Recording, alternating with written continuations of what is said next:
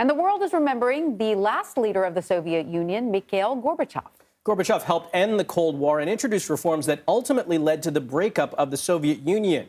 He served as the youngest Secretary General of the Communist Party. He also won the Nobel Peace Prize in 1990 for his work changing the geopolitical landscape and ending the Cold War. Russian officials say he died after a long illness, but didn't specify what kind. He was 91 years old.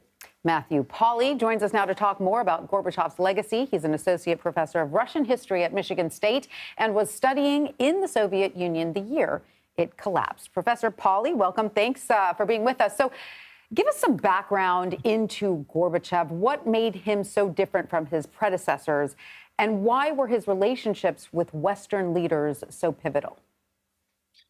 So I think it's hard to reduce Gorbachev to a single narrative. On one hand, he was like every other Soviet leader of his time in that he believed that in the essential promise of socialism, and many of his contemporaries believed in some program of reform, including those who would later take up opposition to him.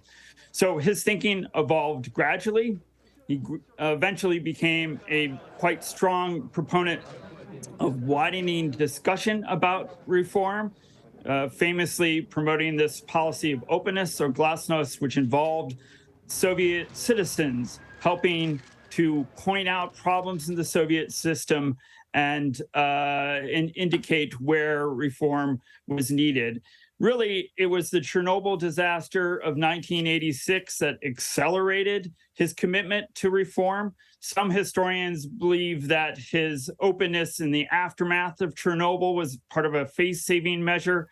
He had famously, or his government had famously covered up the initial extent of the disaster. But in my view, he really did not turn back from this program of openness after Chernobyl and began to involve the public in a much more energetic fashion. Obviously, as your bio pointed out, he was different in the sense that he was young, dynamic, charismatic. He went out to the people, he talked to them, as I indicated, but most of those who were associated, at least with his reformist-minded segment of the Communist Party, believed some aspect of reform had to happen.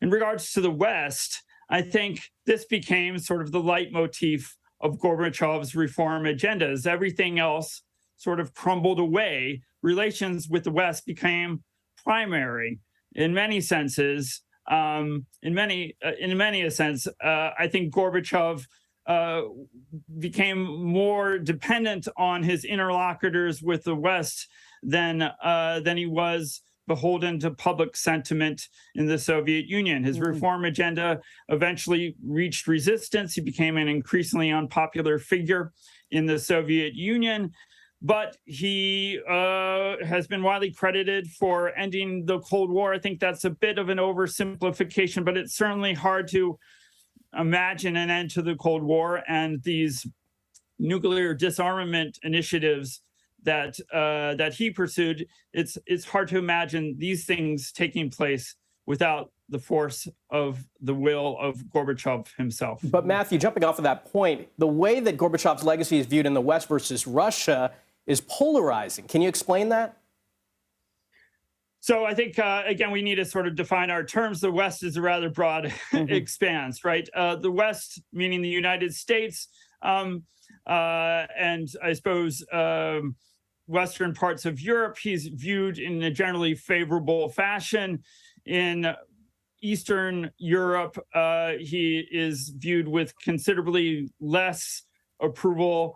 He famously, although he certainly was a proponent of peace, he believed in the Soviet Union acting as a party of peace. He used special security forces to repress Baltic aspirations for independence, so he's not particularly loved in countries like Lithuania.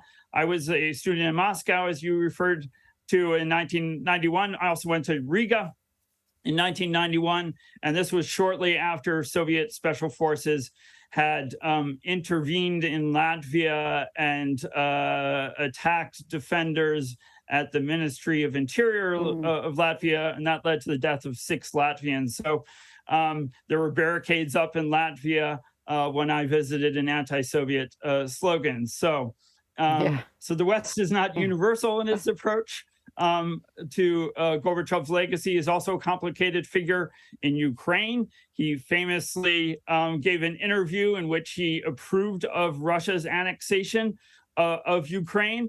But I think it would be hard to imagine that Gorbachev would sanction what is going on now, this horrific war against Ukraine. That would be It would have been interesting to get his thoughts, right, on that. Right. Well, Matthew Pauly, thank you for your time. We appreciate it. Thank you. Thank you.